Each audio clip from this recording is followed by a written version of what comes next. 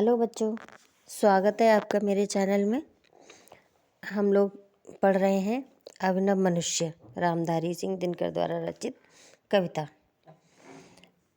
चलिए पढ़ते हैं पद्यांश। परधरा सुपरीक्षिता विश्लिष्ट स्वाद विहीन, ये पढ़ी पोथी न दे सकती प्रवेग नवीन। एक लघु हस्तामलक ये भूमि मंडल गोल, मानवों ने पद पढ़ लिए सब पृष्ठ इसके खोल। सबसे पहले शब्दार्थ देखते हैं। सुपरीक्षिता, सुपरीक्षिता माने भली भांति परीक्षा की गई या जांची गई। हस्तमलक यानी हाथ पर रखा आंवला, अमलक कहते हैं आंवला के लिए। ठीक है। प्रस्तुत कविता में मनुष्य द्वारा पृथ्वी के संपूर्ण रहस्यों को जान लेने का उद्घाटन किया गया है। चलिए व्याख्या देखते हैं।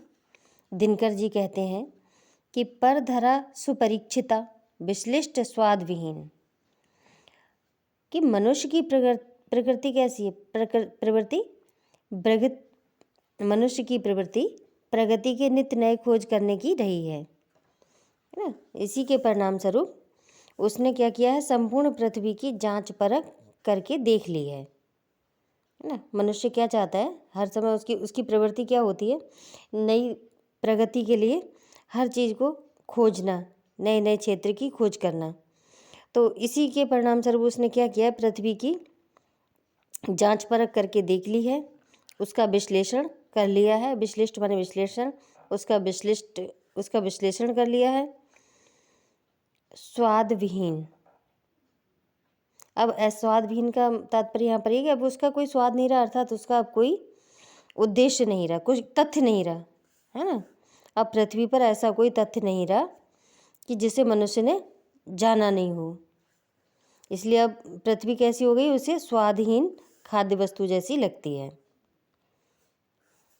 ठीक है। मतलब कहने का आशय ये है कि मनुष्य ने क्या किया है, पृथ्वी के सभी रहस्य जान लिए हैं। अब वैज्ञानिक दृष्टि से उसके लिए पृथ्वी में कोई भी आकर्षण नहीं बचा है। एक लघु हस्तामलक ये भूमि मंडल गोल, आगे कह रहे हैं कि उसने पृथ्वी के रहस्यों के संबंधित जो जानकारियां हैं वो सारी जानकारियां उसे प्राप्त हो गई हैं, और इस प्रकार उसने क्या किया है, उसने आसानी से सब कुछ प्राप्त कर लिया है। ज्ञान, पृथ्वी का ज्ञान सब कुछ आसानी से प्राप्त कर लिया है। उसके लिए अब कोई भी उसका रहस्य नहीं छिपा है। तो अब उसके लिए कैसा लग रहा है, जैसे कोई हथेली पर रखा गोल मटोल छोटा सा आंवला हो, है ना। पृथ्वी की जो जानकारियां हैं ऐसी सुलभ हो गई हैं जैसे हथेली पर रखा हुआ कोई अमलक यानी आंवला हो। एक लघु हस्तामलक ये भूमि मंडल गोल, ये गोल भूमंडल उसके हाथ पर कैसा लग रहा है, उसकी हथेली पर जैसे रखा हुआ गोल मटोल सा छोटा सा आंवला हो। अब ये पृथ्वी उसके लिए इस तरह से लग रही है। मानवों ने पढ़ लिए सब पृष्ठ जिसके खोल।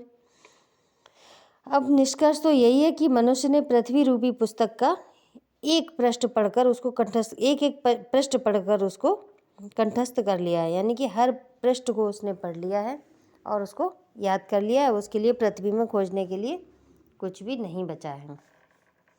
चलिए बच्चों व्याख्या एक बार फिर से देखते हैं। दिनकर जी कहते हैं कि मनुष्य की प्रवृत्ति प्रगति के नित्य नए खोजने की रही है। इसी के परिणाम स्वरूप उसने संपूर्ण पृथ्वी की जांच परख करके देख ली है, उसका विश्लेषण कर लिया है। किंतु अब पृथ्वी पर ऐसा कोई तथ्य नहीं रहा जिसे मनुष्य ने जान नहीं लिया। इसीलिए अब पृथ्वी उसे स्वादहीन खाद्य वस्तु जैसी लगती है। जैसे किसी व्यक्ति ने पेट भर के खाना खा लिया हो, फिर उसे कुछ और खाने को दिया जाए तो उसे उस चीज़ में स्वाद नहीं आता। वैसे ही सारी जानकारियाँ लेने के बाद अब उसे पृथ्वी कैसी लग रही है, स्वादहीन। कहने का आशय ये है कि मनुष्य ने क्योंकि पृथ्वी के सभी रहस्य जान लिए हैं, अतः वैज्ञानिक प्रगति की दृष्टि से उसके लिए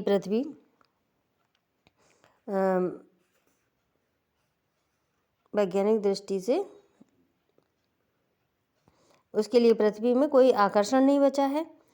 उसने इस पृथ्वी के रहस्य संबंधी सारी जानकारियाँ उसी प्रकार प्राप्त कर ली हैं जिस प्रकार पुस्तक पढ़कर सभी ज्ञान आसानी से प्राप्त कर लेते हैं। जैसे कोई किताब पढ़ते हैं और उसमें जो ज्ञान होता है वो हम सब उस पुस्तक से सीख लेते हैं। उस पुस्तक की भांति उसने पृथ्वी से सारा ज्ञान एकत्रित कर लिया है। पृथ्वी पर क्योंकि अब कुछ भी अजेय नहीं है, यानी कि कुछ भी अनजाना नहीं है, अतः नवीन वैज्ञानिक प्रगति हेतु शोध के संदर्भ में अब कोई क्षेत्र नहीं बचा है। अब मनुष्य के लिए पृथ्वी की जानकारियाँ ऐसी सुलभ हो गई हैं जैसे वह हथेली पर रखा गोल मटोल छोटा सा आंवला हो। निष्कर्ष यही है कि मनुष्य ने पृथ्वी रूपी पुस्तक का एक एक पृष्ठ पढ़कर उसको कंठस्थ कर लिया है। चलिए बच्चों, काव्य सौंदर्य देखते हैं।